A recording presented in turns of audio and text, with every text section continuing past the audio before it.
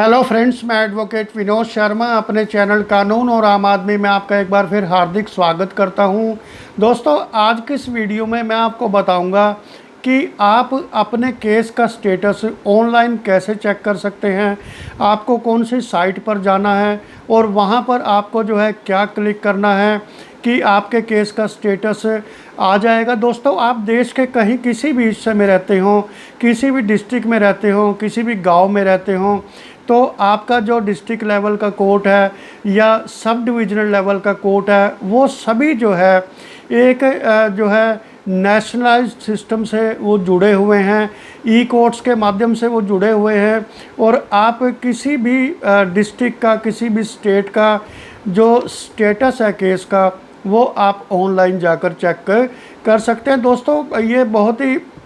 महत्वपूर्ण वीडियो है क्योंकि हमें जो है कई बार नहीं पता होता कि हमारे केस में क्या डेट लगी है या क्या उसमें चल क्या रहा है या वो किस स्टेज पर पहुंचा है। तो जो है कई बार हम अपने एडवोकेट से संपर्क नहीं कर पाते या एडवोकेट इतने बिज़ी होते हैं कि वो टाइम पर नहीं बता पाते कि उस केस में क्या डेट लगी है। तो जो है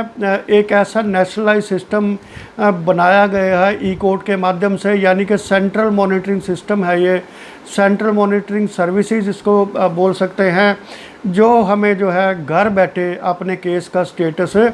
बताता है। तो दोस्तों, आपको सबसे पहले क्या करना है कि आपको जो है गूगल पे जाना है, अपने मोबाइल पे आप जा सकते हैं या पीसी मॉनिटर पे आप जा सकते हैं। उसमें गूगल पे आपको ई कोर्ट्स और जहाँ की कोर्ट है, जिस डिस्ट्रिक्ट की कोर्ट है, वहाँ पर आपको जो है उसका नाम लिखना है। जैसे मैं अगर हरियाणा की बात करूँ तो मैं यहाँ पे टाइप करूँगा ई कोर्ट्स, डिस्ट्रिक्ट की बात करूँ कुरुक्षेत्र, ई कोर्ट्स कुरुक्षेत्र, ऐसे आप अपने डिस्ट्रिक्ट का नाम उसमें डाल सकते हैं। तो जब ये हम क्लिक करते हैं, ई कोर्ट की वेबसाइट आएगी और उसमें जो है दाईं तरफ एक जो है मेन्यू है वो खुलता है। उसमें सर्विसेज का कॉलम है वो, और सर्विसेज के कॉलम पर आप जाएंगे तो वहाँ पर आपको जो है कई चीज़ें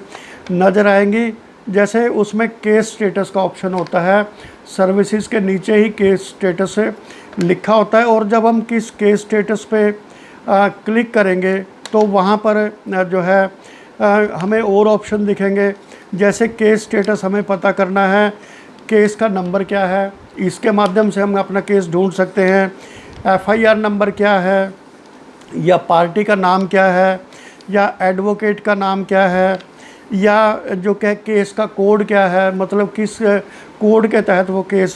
डाला गया है, या कौन सा एक्ट है, किस एक्ट के तहत वो केस है, वो आप उसमें लिख सकते हैं। और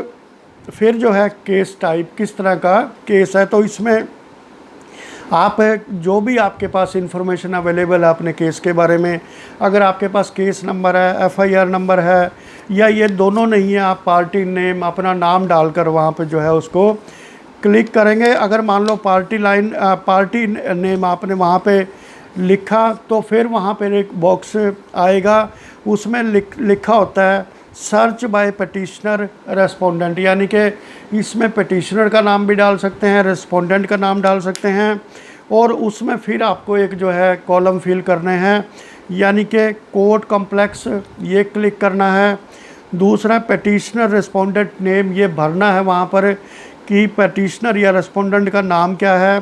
कौन से साल का केस है, ईयर भरना है वहाँ पे, पेंडिंग है, डिस्पोज्ड है, या बोथ, या दोनों तरह के केस आपको सर्च करने हैं। अगर पेंडिंग है तो आप पेंडिंग पे क्लिक करोगे, डिस्पोज्ड है तो डिस्पोज पे आप क्लिक करोगे, और अगर आपको दोनों तरह के केस चाहिए तो आप बोथ पे क्लिक करोगे। उसके बाद जो है एक कैप्चा आता है, यानी कि न्यूमेरिकल नंबर्स आते हैं अल्फ़ाबेटिकली, तो वो जो है आपको एंटर करना है, और उसके बाद जब आप गो करोगे तो आपका जो है केस के डिटेल्स वहाँ पर आ जाते हैं। आप उसमें देख सकते हैं कि ये आपका ही केस है, आपका ही नाम है उसमें, और जो केस के डिटेल्स हैं दूसरे की सिविल केस है, ये क्रिमिनल केस है, कौन से सेक्शन के तहत है, तो आप उसमें वहाँ पे देख सकते हैं। तो जब आप ये केस डिटेल्स आपके सामने आएंगे तो वहाँ पर केस टाइप होगा, पहले कौन सा केस है,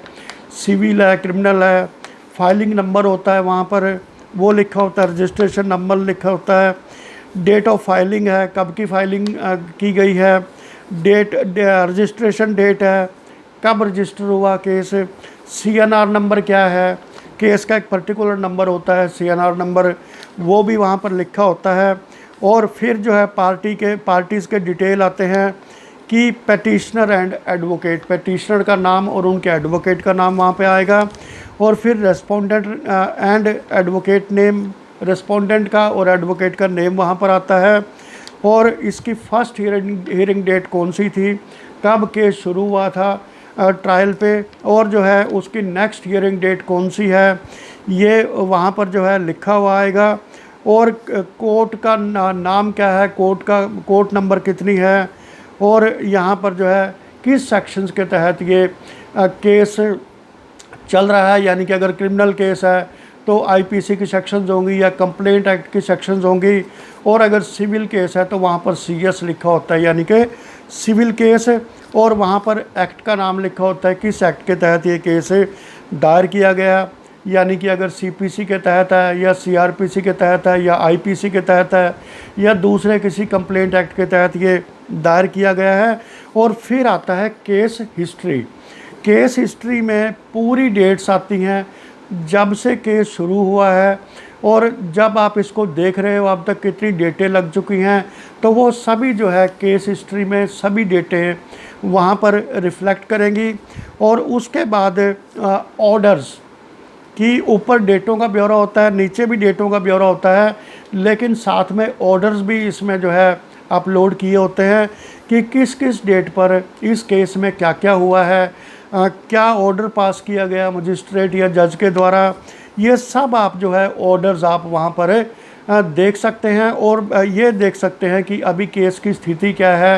एविडेंस स्टेज पे है या अपीयरेंस स्टेज पे है या आर्गुमेंट के स्टेज पे है या डिसीजन के स्टेज पे है। आप इसमें जो है पूरा ब्यौरा आप इसमें हासिल कर सकते हैं, और आप जो है इसकी डेट्स वगैरह भी आप इसको नोट कर सकते हैं कि कितनी डेट लग चुकी हैं, अगली आने वाली डेट क्या कौन सी है। ये सब चीज़ें जो है आपको जो है एक टैक्स हैवी के तौर पे ज़रूर इस्तेमाल करनी चाहिए, ताकि आप टेक्नोलॉजी का फ़ायदा उठा सकें और आप अपडेट रहें अपने केस के बारे में जो आप पर चल रहा है या आपने फ़ाइल किया हुआ है। तो आप जो है आपको पूरी इन्फॉर्मेशन आप ई कोर्ट्स के माध्यम से ये इन्फॉर्मेशन डाल के आप अपने केस तक पहुंच सकते हैं, और जब आप केस तक पहुंचेंगे तो आपका पूरा इन्फॉर्मेशन केस का जितना भी ब्यौरा है वो सारा आपके सामने आ सकता है। तो दोस्तों आपको ऐसे सर्च करना है डिस्ट्रिक्ट लेवल या सब डिविजनल लेवल पर अगर आपका केस है, और इसके साथ साथ जो केस डिटेल्स हैं यानी कि केस स्टेटस है, उसके नीचे ही सर्विसेज में कॉज लिस्ट होती है। कॉज लिस्ट क्या होती है, डेली कॉज लिस्ट, जितने केस किस कोर्ट में लगे हुए हैं वो हर मजिस्ट्रेट की, जज की, कोर्ट के जो है कॉज लिस्ट यानी कि list of cases listed for that particular day, वो सब वहाँ पर लिखा होता है। और जब अगर आपको कॉज लिस्ट देखनी है कि किस न्यायाधीश महोदय के पास आपका केस लगा हुआ है, कितने नंबर पर लगा हुआ है, तो आप ब्यौरा उसमें ले सकते हैं। कॉज लिस्ट पे आप क्लिक करेंगे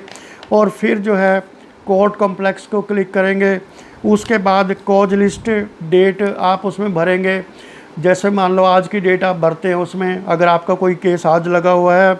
उसके बाद आप कैप्चा जो है ना वो एंटर करेंगे, और उसके बाद नीचे दो ऑप्शन होंगे, सिविल केस है या क्रिमिनल केस है। तो आपको जो है ये क्लिक करना है कि आपका केस सिविल कैटेगरी में है या क्रिमिनल कैटेगरी में है, और जैसे ही आप गो करेंगे तो पूरे केसेस की लिस्ट आपके सामने आ जाएगी, और आप उसमें ढूंढ सकते हैं कि आपका केस किस नंबर पर लगा हुआ है और जो है किस मजिस्ट्रेट पे लगा हुआ है, किस कोर्ट में लगा हुआ है। तो आपको पूरी जानकारी वहाँ से मिल जाएगी। तो दोस्तों ई कोर्ट्स एक बहुत ही बढ़िया प्लेटफॉर्म है जो पूरे कंट्री वाइड इसका नेटवर्क है। आप चाहे नॉर्थ ईस्ट में हो, चाहे जम्मू कश्मीर में हो, चाहे साउथ में हो, चाहे नॉर्थ में हो, चाहे वेस्ट में हो, कहीं भी हो आप जो है कहीं भी किसी भी केस का स्टेटस आप अपनी जानकारी भरकर वो निकाल सकते हैं। और ये बहुत ही फ़ायदेमंद है लिटिगेंट्स के लिए, एडवोकेट्स के लिए, पार्टीज़ के लिए, ताकि वो जो है घर बैठे